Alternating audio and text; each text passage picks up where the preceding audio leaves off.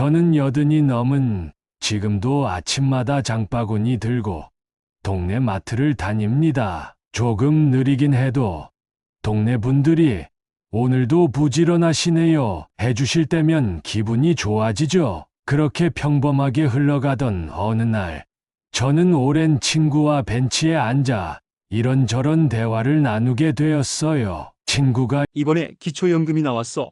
금액이 30만 원 넘게 나와서 손주 학원비도 조금 보태줬지 뭐야? 즐겁게 이야기하는 모습이 행복해 보이더라고요. 근데 저는 깜짝 놀랐어요. 기초연금을 받는다고? 오랜 친구는 저와 같은 상황이었는데 기초연금을 받는다니요? 저는 바로 친구와 동사무소로 같이 가봤어요. 그런데 저도 받을 수 있었더라고요. 그동안 몰라서 못 받은 게 너무 억울하면서도 이제라도 알게 돼서 다행이었어요. 혹시 여러분도 비슷한 경험 해보신 적 있으신가요? 기초연금은 정말 어렵고 힘든 사람만 받는 거지. 나는 집도 있고 아들도 좀 벌고 나는 해당 없을 거야. 이렇게 생각하고 그냥 넘기셨다면 오늘 이 이야기를 꼭 끝까지 들어보시길 바랍니다. 왜냐고요? 여러분이 생각하시는 것보다 훨씬 많은 분들이 노인 또는 장애인만 받을 수 있다고 생각하여 기초수급 혜택을 그냥 놓치고 계시기 때문입니다. 제가 만나뵌 어르신들 중에도 기초연금뿐 아니라 의료비 지원, 교통비 감면, 주거보조 같은 제도를 전혀 모르고 사시는 분들이 너무 많았습니다. 어느 70대 초반 어르신은 이렇게 말씀하셨어요. 정부에서 주는 혜택이라면 나 같은 사람한테는 안 줄 거라고 생각했지. 내 형편이 그렇게 어려운 것도 아니고 그냥 조용히 사는 게 낫겠다 싶었어. 하지만 그 어르신 지금은 한 달에 30여만 원씩 연금도 받고 동네 복지관에서 운동도 다니고 계십니다. 당장 병원비 걱정도 덜고 버스 탈 때마다 무료로 이동할 수 있다는 게 이렇게 큰 위안이 될 줄 몰랐다고 말씀하십니다. 안녕하세요. 저는 30년 넘게 노인 복지 현장에서 일해온 전문가 김정우입니다. 지역 복지관에서 어르신 상담을 맡았고 지금은 전국 노인 정책 컨설팅 자문도 하고 있어요. 현장에서 직접 만난 수천 명의 사례를 통해 진짜 필요한 정보만 간추려 전해드리겠습니다. 잠깐만요. 이야기 시작 전에 구독이라는 값진 투자 먼저 부탁드립니다. 구독과 동시에 당신은 건강하게 100세까지 살아갈 수 있는 길을 먼저 걷게 되는 겁니다. 구독 지금 꼭 눌러주세요. 자, 이제 본격적으로 시작하겠습니다. 여러분, 오늘 이 시간은 단순히 돈을 더 받는 법을 알려드리는 시간이 아닙니다. 지금보다 조금 더 여유 있는 노후, 그리고 당당하게 권리를 챙기며 사는 방법을 함께 나누는 시간입니다. 저는 지난 30년 동안 노인복지 현장에서 수천 명의 어르신들을 만나 배웠습니다. 그중 절반 이상은 이미 받을 수 있는 혜택조차 모르고 계셨습니다. 그리고 대부분이 이렇게 말씀하셨어요. 좀 더 일찍 알았더라면 얼마나 좋았을까? 그래서 이 영상에서는 특히 60대 중반 이후 어르신들이 꼭 알아야 할 숨은 혜택 찾기, 그 중에서도 많은 분들이 잘못 알고 계신 기초연금에 대해 아주 쉽게 차근차근 풀어드리려고 합니다. 그리고 단순히 제도만 설명하는 게 아니라 내 상황엔 해당될까? 그냥 전화 한 통으로도 확인할 수 있을까? 재산이 이 정도면 가능할까? 이런 실질적인 궁금증까지 실제 사례와 함께 하나하나 짚어드릴 겁니다. 여기까지 들으셨다면 아마 여러분 중에도 혹시 나도 받을 수 있는 건 아닐까? 하는 마음이 살짝 들었을 겁니다. 잘하셨습니다. 바로 그 마음이 오늘의 출발점입니다. 오늘 영상을 끝까지 시청하시면 여러분은 내가 받을 수 있는 혜택은 꼭 챙긴다는 자신감을 가지게 되실 겁니다. 권리는 스스로 깨닫고 나서야 비로소 삶의 힘이 됩니다. 자, 그럼 지금부터 우리 주변에서 정말 흔하게 발생하고 있는 5가지 노후 복지 오해부터 하나하나 풀어보겠습니다. 그 과정에서 실제로 어떤 문제가 생기는지 또 어떻게 해결할 수 있는지도 자세히 말씀드릴게요. 지금부터 집중해 주세요. 생각보다 훨씬 중요한 이야기, 이제 시작합니다. 사실 기초연금은 단순한 숫자의 문제가 아닙니다. 더 정확히 말하자면 많은 분들이 숫자에만 집중하다 보니 오히려 더 혼란스러워지는 구조라고 할 수 있죠. 예를 들어 볼까요? 서울 은평구에 사는 83 정여사님은 매달 공무원 연금을 100만 원 정도 받고 계셨습니다. 나는 연금 받으니까 기초연금은 해당 없겠지. 이렇게 단정하고 몇 년을 그냥 넘어가셨죠. 그런데 작년 건강검진 끝나고 보건소 상담 중에 우연히 이런 말을 들으셨어요. 정 여사님, 혹시 기초연금은 받고 계세요? 아유, 나는 해당 안 돼요. 연금 받잖아요. 그 상담사는 조용히 웃으며 이렇게 말했답니다. 한번 알아보시는 게 좋을 거예요. 요즘은 기준이 많이 달라졌거든요. 그 한마디에 동사무소를 찾아가셨고 믿기 어려우시겠지만 그 다음 달부터 매달 28만 원씩 기초연금을 받게 되신 겁니다. 무려 6년 동안 놓친 금액이 2천만 원이 넘었어요. 이런 일 정말 드물다고 생각하실 수 있겠지만 아닙니다. 오히려 너무 흔합니다. 왜냐고요? 바로 다음 5가지 오해 때문입니다. 첫째, 나는 월급 받으니까 안 돼. 이게 제일 흔합니다. 공무원 연금, 군인 연금, 국민연금 같은 제도가 있으신 분들이 특히 이렇게 생각하시죠. 하지만 연금 수령자라고 해서 무조건 제외되는 건 아닙니다. 어떤 연금이냐, 얼마를 받느냐, 그 외 다른 재산이나 부채가 어떻게 구성돼 있느냐까지 종합적으로 고려된다는 걸 모르고 계신 겁니다. 둘째, 집값이 너무 비싸서 나는 탈락이야. 아파트 한 채 있는 걸로는 대부분 탈락 기준이 되지 않습니다. 심지어 공시가격이 12억에 가까운 주택에 살아도 그 외 소득이 적거나 부채가 많으면 받을 수 있습니다. 집 한 채 있는 게 전부인 분들, 특히 살고 있는 집이 본인 명의일 경우 그것만으로 불이익을 받는 건 아닙니다. 셋째, 자녀가 잘 살면 안 되잖아. 이건 예전 기준입니다. 지금은 자녀 소득이나 재산을 따져 기초연금을 지급하지 않습니다. 자녀 명의의 재산이나 집도 어르신 명의가 아니라면 대부분 영향 없습니다. 넷째, 어차피 몇 푼 안 나올 텐데 뭘. 이 말도 많이들 하십니다. 그런데요, 매달 20여만 원씩이면 1년에 약 250만 원, 10년이면 2,500만 원입니다. 그리고 기초연금을 받게 되면 의료비 지원, 에너지 바우처, 교통비 감면 등 연계 혜택까지 받을 수 있거든요. 즉, 단순한 연금이 아니라 연결된 복지의 문을 여는 열쇠인 셈입니다. 다섯째, 서류가 복잡하고 귀찮아. 이건 이해가 됩니다. 하지만 요즘은 주민센터에 전화 한 통만 해도 상담 예약이 가능하고 방문하면 담당자가 직접 계산해 줍니다. 심지어 요즘은 모바일로도 간단히 확인할 수 있게 바뀌고 있어요. 지금까지 말씀드린 오해 5가지 중에 하나라도 고개가 끄덕여졌다면 여러분도 어쩌면 정 여사님처럼 놓칠 뻔했던 분일 수 있습니다.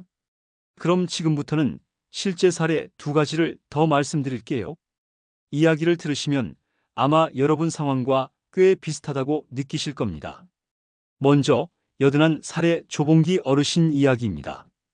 경기도 군포에서 혼자 사시는 조 어르신은 몇 해 전 아내분을 먼저 보내신 뒤로는 생활이 많이 어려워졌습니다. 월세 50만 원짜리 반지하에 살면서 자녀들도 멀리 있고 자주 연락이 닿지 않다 보니 생계가 빠듯했죠. 그런데도 기초연금은 한 번도 신청하지 않으셨답니다. 내가 받으면 다른 사람 몫이 줄어드는 거 아니야?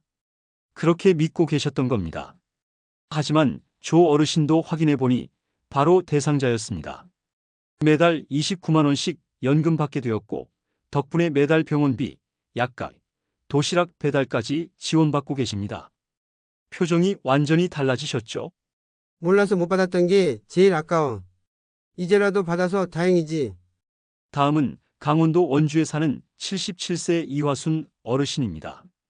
이 어르신은 딸 둘을 혼자 키우느라 한평생 허리 못 펴고 일만 하셨습니다. 지금은 작은 원룸에서 홀로 지내시고 조그만 시장에서 나물 장사하시죠. 하루 10시간 서서 일해도 수입은 월 20만 원 남짓. 그런데도 기초연금은 안 받으셨습니다. 가게 있으니까 사업자 등록된 것 때문에 안 될 거요. 그런데 사업자 등록이 되어 있어도 수입이 적으면 받을 수 있습니다. 이 어르신도 결국 기초연금 받게 되셨고 지금은 그 돈으로 반찬거리 사서 이웃분들과 나눠 드시기까지 합니다. 이 나이에 국가가 챙겨준다는 느낌이 이렇게 큰 위로가 될 줄 몰랐어. 이 두 분처럼 많은 분들이 나는 해당 없을 거야. 이 나이에 새로 뭐 하긴 귀찮아. 받으면 남한테 미안하지 않을까. 이런 생각으로 자신의 권리를 스스로 포기하고 계십니다. 여러분, 이제 걱정하지 마세요. 오늘 저는 이 복잡하고 헷갈리는 기초연금 제도를 아주 쉽게 단계별로 알려드릴 겁니다. 지금 내 상황에서 받을 수 있을지, 어떤 기준으로 계산하는지, 서류는 어떻게 준비해야 하는지까지 차근차근 실생활 중심으로 풀어드릴 테니까요. 이제 본격적으로 기초연금의 진짜 기준과 내가 받을 수 있는지 확인하는 방법을 이야기해 보겠습니다. 귀 기울여 들어주세요. 생각보다 훨씬 가까이에 여러분의 권리가 기다리고 있을지도 모릅니다.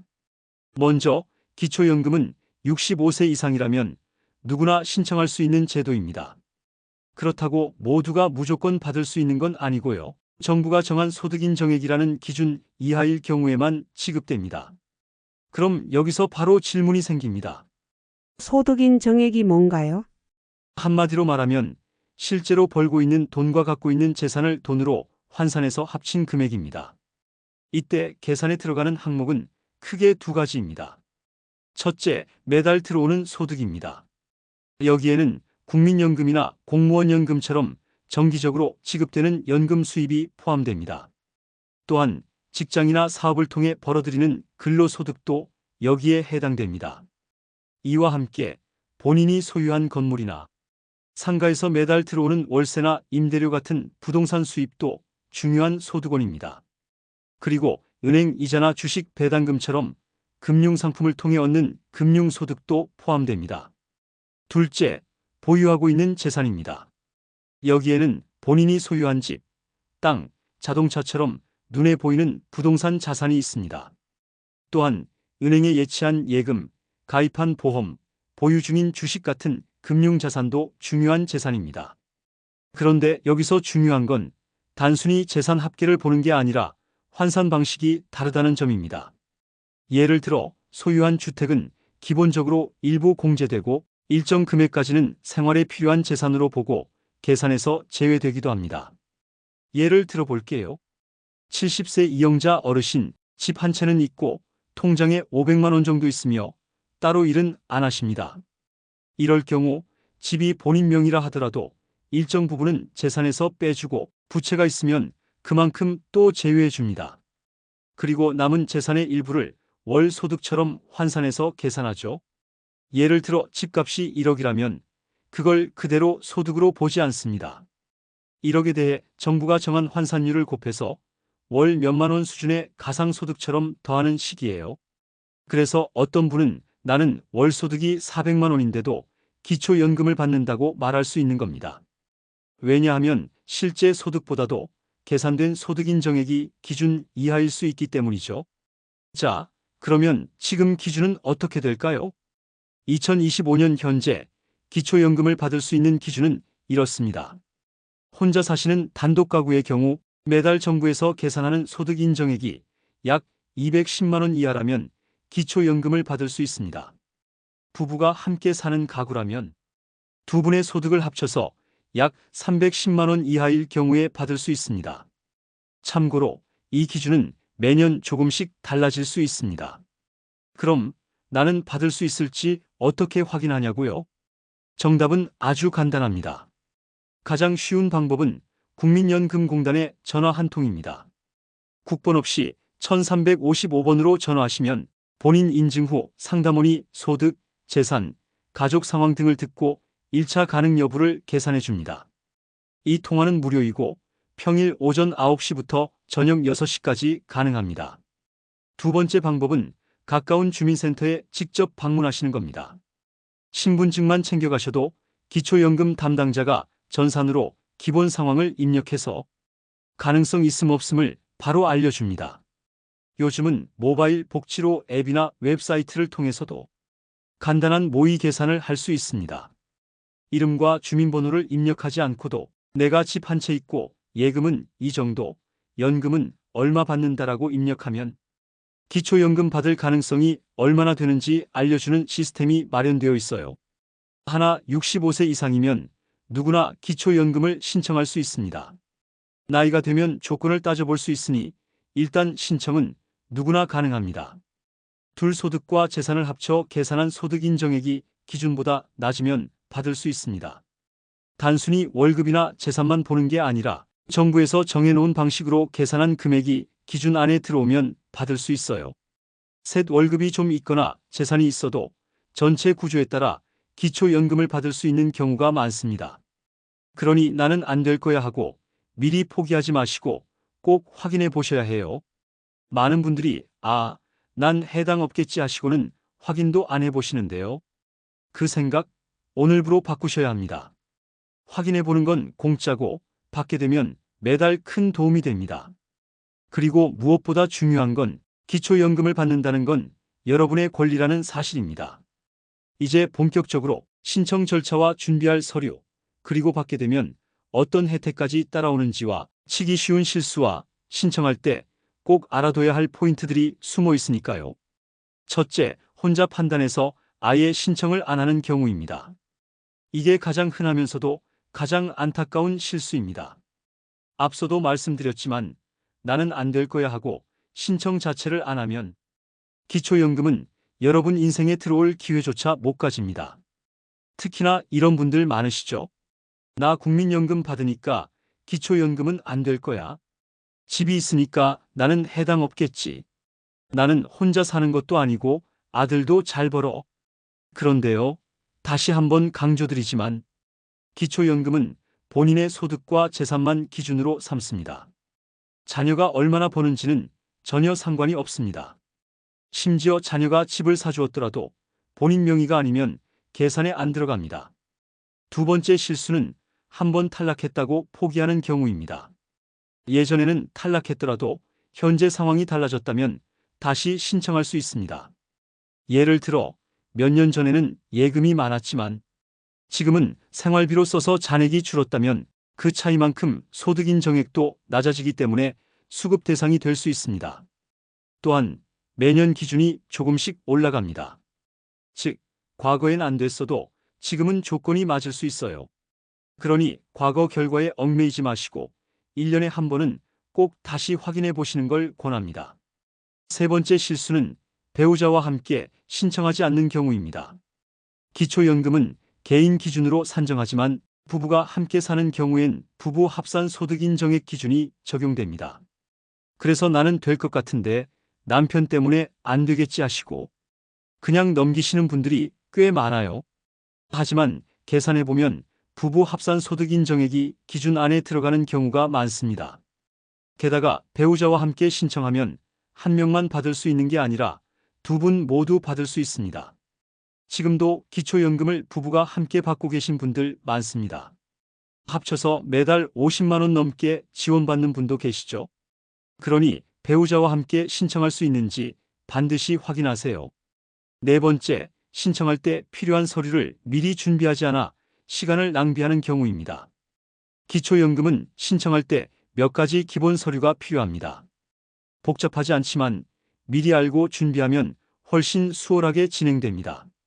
보통 필요한 서류는 다음과 같습니다. 신분증, 주민등록증, 운전면허증 또는 여권, 통장 사본 본인 명의, 기초연금 신청서 방문 시 현장에서 작성 가능, 위임장 및 대리인 신분증 대리 신청 시, 만약 본인이 거동이 불편하다면 자녀나 가족이 대신 신청도 가능합니다. 이 경우 위임장이 필요하고 위임자와 대리인의 신분증이 필요해요. 복잡해 보이지만 주민센터나 국민연금공단에 가면 직원이 친절하게 안내해 줍니다. 너무 걱정하지 않으셔도 됩니다. 마지막으로 다섯 번째 실수, 기초연금 외에 받을 수 있는 추가 혜택을 놓치는 경우입니다. 많은 분들이 기초연금만 받고 끝이라고 생각하세요. 하지만 기초연금 수급자가 되면 연금 외에도 다양한 혜택이 따라옵니다. 예를 들어 이런 것들입니다. 진료비 경감 동네 병원이나 약국 이용 시 본인 부담금 할인, 노인복지관 무료 프로그램 이용, 지방자치단체 교통비 지원 버스, 지하철 등, 난방비나 전기료 등 에너지 비용 할인, 문화누리카드, 통신요금 감면 등 기타 생활 혜택. 이런 것들은 기초연금을 신청하고 수급자로 등록돼야 받을 수 있는 부가 혜택들이라 그냥 신청만 해놓고 아무 활용 안 하시는 분들 정말 많습니다. 이건 마치 밥은 받았는데 반찬은 다 놓고 온 거랑 똑같죠? 자, 이제 정리해 볼까요? 기초연금 신청 시 주의할 5가지 포인트. 나는 안 될 거야 하고 스스로 판단하지 말 것. 예전에 탈락했더라도 지금 다시 확인해 볼 것. 배우자와 함께 신청하면 혜택도 2배. 필요 서류 미리 준비해서 시간 아끼기. 연금 외에 추가 혜택까지 꼭 챙기기. 이제 기초연금의 문턱 생각보다 높지 않다는 걸 아셨죠? 이제 다음 단계로 신청한 이후 어떤 절차가 진행되는지. 기초연금은 신청이 끝이 아니라 사실 그때부터가 시작입니다. 이걸 마치 비유하자면 병원에서 건강검진을 받은 뒤 결과 나올 때까지 기다리는 과정과 좀 비슷하다고 할 수 있어요. 그럼 지금부터 그 과정을 시간 흐름에 따라 하나씩 짚어보겠습니다. 여러분이 동주민센터나 국민연금공단 지사에 가서 기초연금을 신청하면 담당자가 여러분의 인적사항, 재산, 소득, 가족 구성 등 필요한 기본 정보를 입력합니다. 혹시 누락된 자료나 확인이 필요한 부분이 있다면 2단계에서 알려줍니다. 여기서부터 접수일을 기준으로 모든 절차가 시작됩니다. 그래서 가능하면 월 초에 신청하시는 게 유리해요. 왜냐하면 신청한 그달부터 지급 대상자가 되기 때문입니다. 예를 들어 5월 5일에 신청하면 5월부터 계산되고 5월 25일에 신청하면 그것도 5월부터 적용됩니다. 이후 신청 내용이 보건복지부와 국민건강보험공단, 행정안전부 등 여러 기관에 연동되어 확인됩니다. 쉽게 말해 여러분이 따로 무언가를 증명할 필요 없이 자동으로 은행 예금, 부동산, 자동차, 국민연금 수급액 등 자료를 모아 정부가 소득인 정액을 계산하는 겁니다. 그런데 이게 좀 시간이 걸립니다. 보통 약 1달 정도 소요되며 경우에 따라 오차 확인이나 서류 보완 요청이 있을 수도 있어요. 전화로 추가 자료 요청이 오거나 집에 안내문이 오기도 합니다. 걱정하지 마시고 안내받은 대로 보완만 잘하시면 됩니다. 이 과정이 끝나면 드디어 결과가 나옵니다. 여러분이 기초연금 수급 대상인지 아닌지, 그리고 맞다면 얼마를 받게 되는지 정확히 알려주는 결정 통지서가 집으로 도착합니다. 이 통지서는 보통 신청일 기준으로 1달 반에서 2달 안에 받게 됩니다. 예를 들어 5월 초에 신청했다면 6월 중순쯤에는 결과를 받는다고 생각하시면 됩니다. 통지서에는 다음과 같은 내용이 나옵니다. 수급 대상 여부, 결정된 연금 지급 금액, 지급 시작 시기, 연금이 입금될 계좌 정보. 여기서 만약 탈락 통지를 받았다면 실망하지 마세요. 그 이유가 상세히 적혀 있고 이해 신청도 가능합니다. 예를 들어 잘못 입력된 자료나 빠진 부채 내역이 있다면 추가 자료를 제출하고 다시 심사받을 수 있어요. 수급자로 선정되면 그 다음 달 25일 지정하신 통장으로 연금이 입금됩니다. 기초연금은 매달 25일 고정 지급이며 이날이 토요일이나 공휴일이면 그 전날 입금되기도 합니다. 예를 들어 5월에 신청해서 6월 중순에 수급자로 확정됐다면 첫 연금은 7월 25일에 들어오는 거죠. 그리고 이때 5월부터 계산된 금액이 한꺼번에 소급 지급되기 때문에 첫 달에는 두세 달치 금액이 한꺼번에 들어오는 경우도 많습니다. 이런 이유로 첫 연금 입금일에는 생각보다 돈이 많이 들어왔네 하고 놀라시는 분들도 계십니다. 한번 수급자로 등록되면 별도로 재신청하지 않아도 매달 자동으로 연금이 지급됩니다. 다만 중요한 건 1년에 한 번 정도 소득 및 재산 정기 확인이 있다는 점입니다. 이건 뭐냐면 혹시나 소득이 크게 늘었다든지 재산 상황이 바뀌었다든지 또는 배우자 사망, 이사 등의 변동사항이 생겼는지 정부가 주기적으로 점검하는 절차입니다. 이때 조건이 바뀌어서 기준을 초과하면 연금이 중단될 수도 있고 반대로 과거엔 안 됐는데 지금 조건이 맞아 추가로 받을 수 있는 분도 생깁니다. 그러니 이 통지는 꼭 확인하시고 필요하면 주민센터나 국민연금공단에 문의하셔야 합니다. 다음으로는 노인 지원 혜택에 대해서 이야기해 보겠습니다. 이제 기초연금 수급자가 되면 연금 외에도 다양한 혜택이 따라옵니다. 게다가 기초연금 외에도 정부가 제공하는 노인 지원 혜택은 해마다 더 많아지고 다양해지고 있습니다. 예를 들어 지하철이나 기차 요금 감면은 물론이고 임플란트나 백내장 같은 치료에 드는 의료비 지원, 공공공연장 할인, 통신요금 감면, 약제비 지원, 주택연금 제도까지 모두 신청만 하면 받을 수 있는 제도들입니다. 특히 2025년에는 80이 넘은 어르신뿐 아니라 이제 60대 중반에 들어선 분들도 노인 정책의 주요 대상이 됩니다. 본론에서는 지금부터 이 다양한 정책들을 항목별로 정리해서 알려드릴 거예요.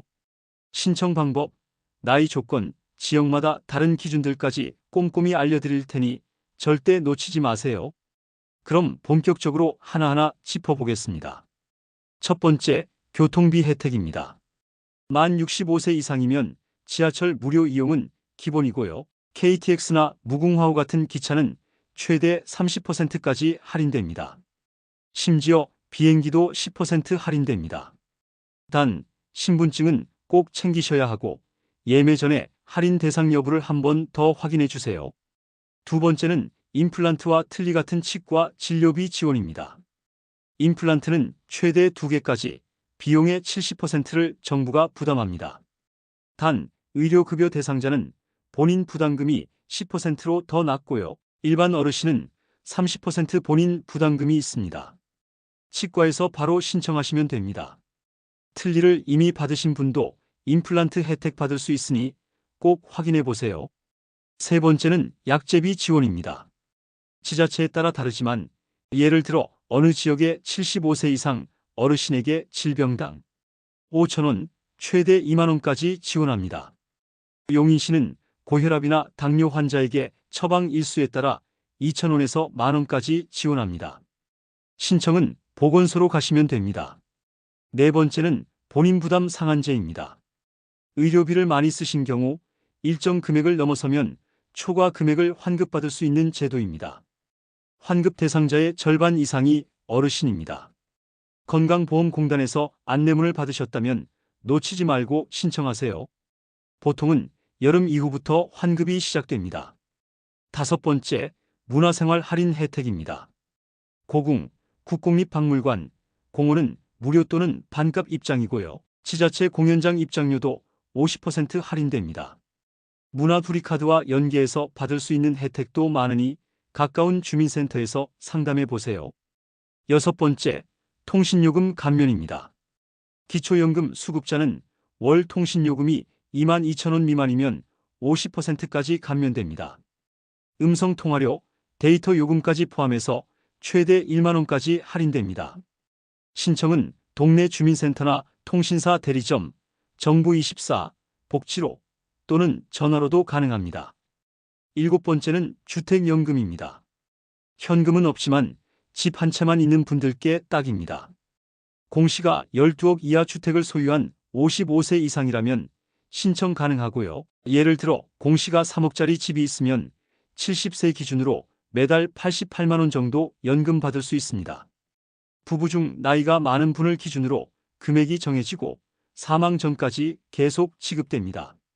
신청은 한국주택금융공사로 하시면 됩니다. 이 7가지 혜택만 잘 챙기셔도 한 달에 수십만 원 이상의 혜택을 받으실 수 있습니다. 중요한 건 신청해야 받을 수 있다는 거예요. 아무리 좋은 정책도 신청하지 않으면 내 몫이 아닙니다. 계속해서 다음 파트에서는 노인 일자리, 돌봄 서비스, 영구 임대주택과 같은 삶의 질을 높여주는 제도들에 대해 더 깊이 들여다보겠습니다. 여덟 번째는 노인 일자리입니다. 공익활동형, 사회서비스형, 시장형, 취업 알선형 등 다양한 유형이 있습니다.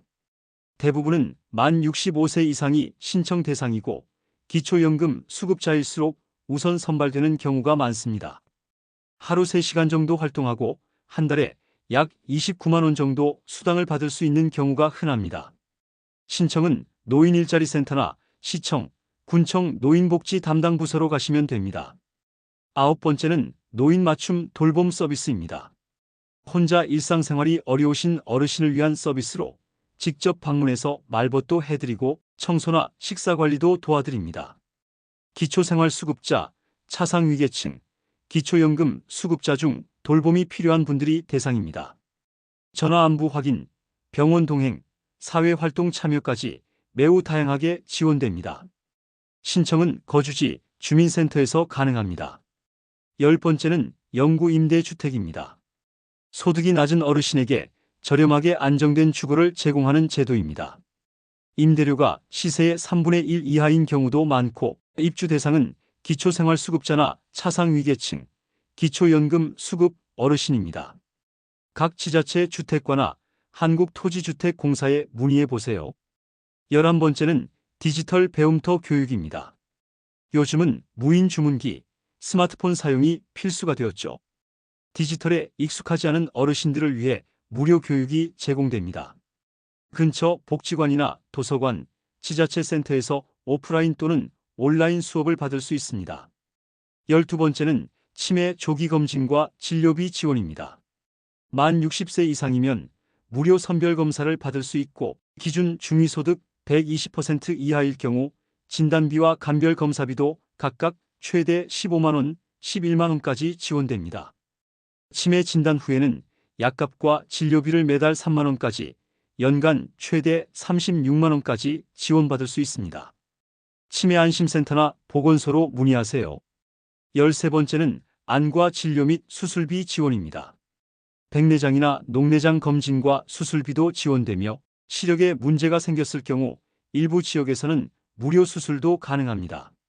조건을 충족한다면 누구나 신청할 수 있고 신청은 보건소 또는 우편 접수도 가능합니다. 14번째는 은퇴금융 아카데미입니다. 한국주택금융공사에서 주관하는 무료 교육 프로그램으로 재무, 건강, 여가, 대인관계 등 노후 준비를 체계적으로 돕습니다.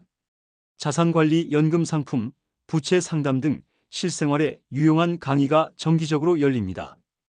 홈페이지나 콜센터를 통해 신청하세요. 15번째는 국민연금공단의 노후 준비 서비스입니다. 노후에 필요한 자금 계획, 건강관리, 관계 회복 등 4가지 분야에 대해 진단, 상담, 교육, 사후 관리까지 한 번에 지원합니다. 가까운 연금공단 지사에서 신청하거나 온라인으로 참여 가능합니다. 이처럼 2025년에 만 65세 이상이 받으실 수 있는 복지 혜택만 해도 15가지가 넘습니다. 이 중 하나라도 놓치고 계셨다면 이번 기회에 꼭 확인해 보세요. 신청만 하면 받을 수 있는 혜택, 꼭 내 것으로 만들어 보시기 바랍니다. 다음으로 이런 혜택들을 일상에 어떻게 통합해서 활용할 수 있을지 하루 일과별로 적용하는 팁을 알려드리겠습니다. 받기만 하면 끝! 혜택을 내 삶에 제대로 활용하는 방법 이야기해드리겠습니다. 아침에 눈 뜨자마자 할 수 있는 건 뭘까요? 바로 건강 체크와 치매 예방입니다. 동네 보건소에선 만 60세 이상 어르신을 대상으로 무료로 치매 선별 검사를 해주고 이상 소견이 있으면 정밀 검사비도 지원해줍니다. 이건 한 번만 받고 마는 게 아니라 정기적으로 받으면 조기 발견에 큰 도움이 됩니다. 오전에는 외출 준비를 하시죠? 이때 교통비 혜택이 빛을 발합니다. 지하철은 무료고 버스도 지자체에 따라 할인이 됩니다. 병원에 가시는 날이라면 의료비 본인 부담 상한제를 염두에 두세요. 연간 일정 금액 이상 사용하면 건강보험공단에서 초과분을 돌려줍니다. 자주 병원 가시는 분일수록 꼭 신청해 두셔야 하는 제도입니다. 점심을 드시고 오후엔 시간이 조금 나죠. 이때 활용하실 수 있는 게 디지털 배움터 교육입니다. 스마트폰 쓰기, 무인 주문기 사용, 정부24 같은 앱 다루는 법까지 알려주는 무료 수업이 많습니다. 가까운 복지관이나 도서관에서 주간 일정표 받아보시고 한번 참여해보세요. 친구도 사귀고 정보도 얻고 일석이조입니다. 또한 사회서비스형 노인 일자리는 대부분 하루 2~3시간 일하는 구조입니다. 공공시설 안내, 실내 환경 정리 등 간단한 일들이고 꾸준히 참여하시면 월 약 25만 원 이상 수당을 받을 수 있습니다. 건강도 챙기고 보람도 느끼는 활동이죠. 저녁 시간엔 문화생활도 챙겨보세요. 국공립 공연장, 미술관, 박물관은 입장료가 반값이거나 무료입니다. 문화두리카드와 연계하면 영화, 연극, 전시회 관람도 부담 없이 가능하죠. 여가 시간을 풍요롭게 만드는데 꼭 필요한 정보입니다. 이렇게 혜택을 받는 데서 그치는 것이 아니라 일상에 어떻게 녹여서 건강, 여가, 경제적 여유를 함께 챙길 수 있을지가 더 중요합니다. 아침부터 저녁까지 하루를 살아가는 틈틈이 정책을 활용하는 법, 어렵지 않습니다. 지금까지 들으셨다면 이제 다음 이야기가 훨씬 쉬워질 겁니다. 우선 나이대별 맞춤 팁과 계절별 활용 방법, 그리고 경제적 부담 없이 실천하는 노하우를 알려드릴게요. 어제 세대별 계절별로 달라지는 맞춤 전략과 실천 노하우 함께 살펴보겠습니다. 먼저 연령대별로 어떤 차이가 있을까요? 60대 어르신들은 아직 활동력이 많고 새로운 일에 도전할 여유가 있습니다. 이 시기엔 노인 일자리나 디지털 배움터 교육을 적극 활용해 보시는 걸 추천드립니다. 특히 사회 서비스형 일자리나 시장형 일자리는 이 연령대에 잘 맞고 활동성과 수당을 모두 얻을 수 있어 좋습니다. 스마트폰 앱 배우기나 키오스크 주문도 미리 익혀두면 이후 생활이 훨씬 편해집니다. 반면 70대 이상 어르신들은 건강관리와 정서적 안정이 더 중요해집니다. 이때는 치매 조기검진, 노인 돌봄 서비스, 문화활동 할인 혜택 등을 중심으로 활용해 보세요. 병원 동행 서비스나 말벗 지원도 받을 수 있으니 사회적 고립을 느끼지 않도록 꾸준히 교류하는 게 중요합니다. 80이 넘은 고령 어르신들은 이동과 활동이 불편해질 수 있습니다. 이 시기엔 주택연금을 통해 현금 흐름을 안정시키고 가사 지원, 안부 확인, 식사 지원 같은 맞춤 돌봄 서비스를 적극 활용하세요. 방문 진료나 방문 간호 서비스도 지역에 따라 제공되니 주민센터나 보건소에 문의하시면 좋습니다. 이제 계절에 따라 바뀌는 활용법도 알려드릴게요. 봄과 가을은 외부 활동에 가장 좋은 시기입니다. 이럴 때는 공연장, 전시장 할인 혜택이나 교통비 감면을 활용해 나들이 계획을 세워보세요. 동네 문화센터 강좌나 텃밭 가꾸기 프로그램도 참여해보시면 좋습니다. 여름철에는 냉방비와 관련된 지역 보조금도 확인해보세요. 일부 지자체는 기초생활수급 어르신에게 여름철 냉방용 전기요금 지원도 해줍니다. 또한 폭염시 방문 점검이나 안부 확인 서비스도 활성화되니 가까운 복지기관에 등록해 두시는 게 좋습니다. 겨울엔 난방비 부담이 커지죠. 이때는 에너지 바우처나 연탄 쿠폰 제도가 도움이 됩니다. 주거복지나 연료 지원 사업은 매년 신청 시기가 있으니 미리 체크해 두셔야 해요. 또 겨울철에는 낙상 사고가 늘기 때문에 보건소나 주민센터에서 진행하는 건강교육이나 낙상 예방, 운동 프로그램도 함께 받아보시면 좋습니다.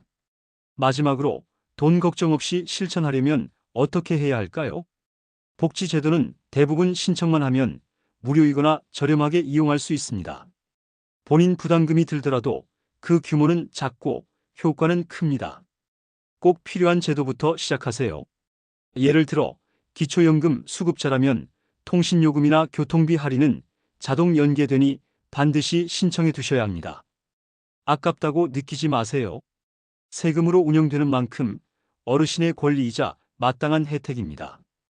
이제 다음 파트에서는 많은 분들이 자주 물어보시는 질문과 실천하면서 생길 수 있는 어려움을 어떻게 극복할 수 있을지 알려드리겠습니다. 특히 가족과 함께 할 수 있는 방법도 함께 소개해 드릴게요. 끝까지 함께 해주세요. 이번에는 본론 마지막 단계입니다. 실천하려고 할 때 가로막는 것들과 실제로 행동으로 옮기지 못하게 만드는 방해 요소들이 뭐가 있을까요? 첫 번째 질문. 나는 국민연금 받는데 기초연금도 받을 수 있나요? 많은 분들이 헷갈려 하시는데요. 국민연금과 기초연금은 함께 받을 수 있습니다. 다만 국민연금 수령액이 많을수록 기초연금에서 일정 금액이 감액될 수 있습니다. 그래도 대부분은 전체 수령액이 더 늘어나니 꼭 신청해 보시는 걸 권해드립니다.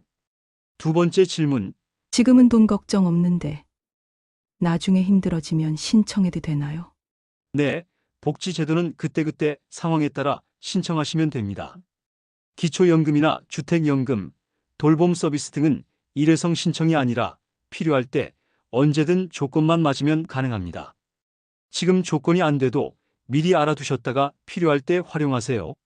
세 번째 질문, 인터넷이 어려운데 신청은 어떻게 하나요?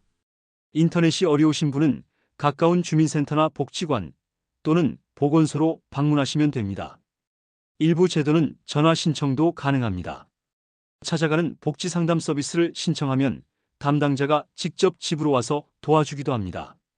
네 번째 질문, 가족과 같이 사는데도 받을 수 있나요? 가족 구성원에 따라 달라질 수는 있지만 단독 가구로 인정받거나 일정 조건을 충족하면 받을 수 있는 제도도 많습니다. 예를 들어 자녀 집에 거주해도 본인의 재산과 소득이 기준에 맞으면 기초연금 대상이 될 수 있습니다. 다섯 번째 질문, 너무 복잡해서 뭘 먼저 해야 할지 모르겠어요. 이럴 땐 가장 기본적인 혜택부터 시작하세요. 기초연금이 가장 대표적이고 기초연금 수급자에게는 추가로 통신요금 감면, 교통비 할인, 약제비 지원 같은 혜택이 자동으로 연계됩니다. 주민센터에 가셔서 복지 상담 받으러 왔어요. 한마디만 하셔도 충분히 도와드립니다.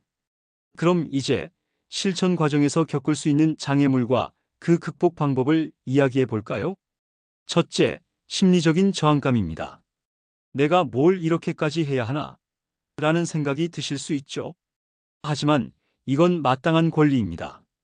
평생 세금 내고 나라 지탱하신 어르신들께 마땅히 돌아가는 혜택입니다. 둘째, 가족과의 거리감입니다.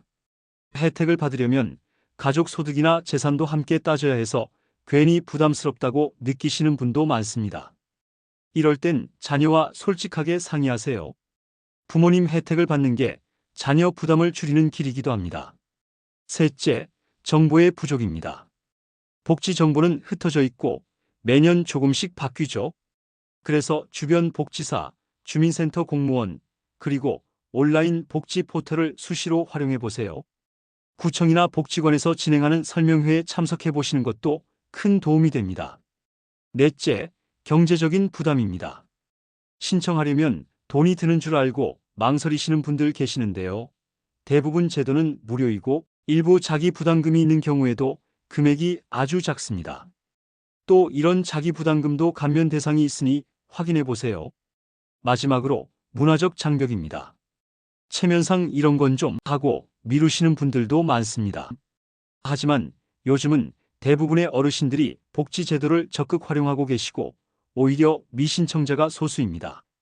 나를 위한 일이라 생각하시고 당당히 활용하세요. 가족이나 보호자와 함께 신청하면 더 수월합니다.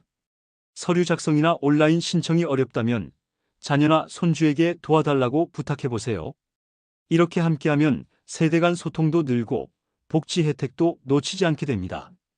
이제 마지막은 오늘 다룬 핵심 내용을 정리하고 당장 실천할 수 있는 3가지 행동 팁을 전해드릴게요. 이어서 들어주세요. 기초연금과 노인복지, 이제는 당당히 누리세요. 오늘 함께 살펴본 주제, 다시 한번 정리해 볼까요? 우리가 짚어본 가장 중요한 문제점 3가지는 이렇습니다. 첫째, 기초연금이 생각보다 많은 분들에게 해당되는데도 몰라서 신청하지 않고 있다는 점. 둘째, 복지 혜택이 복잡하게 얽혀 있어 접근이 어렵다는 점.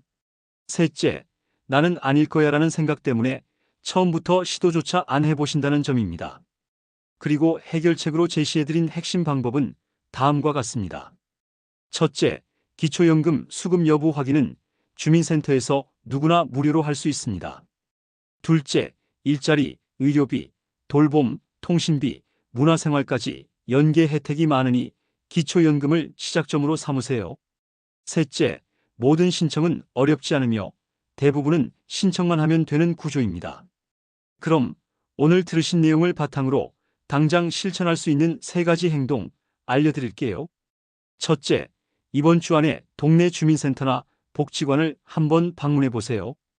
기초연금 받을 수 있는지 알고 싶어요. 딱 이 한마디면 됩니다. 둘째, 가까운 가족이나 친구와 오늘 들은 내용을 나눠보세요. 함께 신청하거나 정보를 공유하면 더 많은 분들이 혜택을 누릴 수 있습니다. 셋째, 정부24나 복지로 앱을 한번 열어보세요. 휴대폰으로도 손쉽게 확인하고 신청할 수 있습니다. 어려우면 자녀나 손주에게 도움을 요청하세요. 마무리하면서 꼭 드리고 싶은 말씀이 있습니다. 복지는 누군가에게 주는 것이 아니라 내가 마땅히 받아야 할 권리입니다. 어르신 한 분 한 분이 이런 권리를 당당히 누리시길 바랍니다. 모든 변화는 작게 시작됩니다. 오늘 영상이 그 첫걸음이 되길 바랍니다. 궁금하신 점이나 경험 있으시면 댓글로 나눠주세요. 좋아요, 구독, 알림 설정 잊지 마시고요. 여러분 삶에 도움이 되는 정보 앞으로도 꾸준히 전해드리겠습니다. 고맙습니다.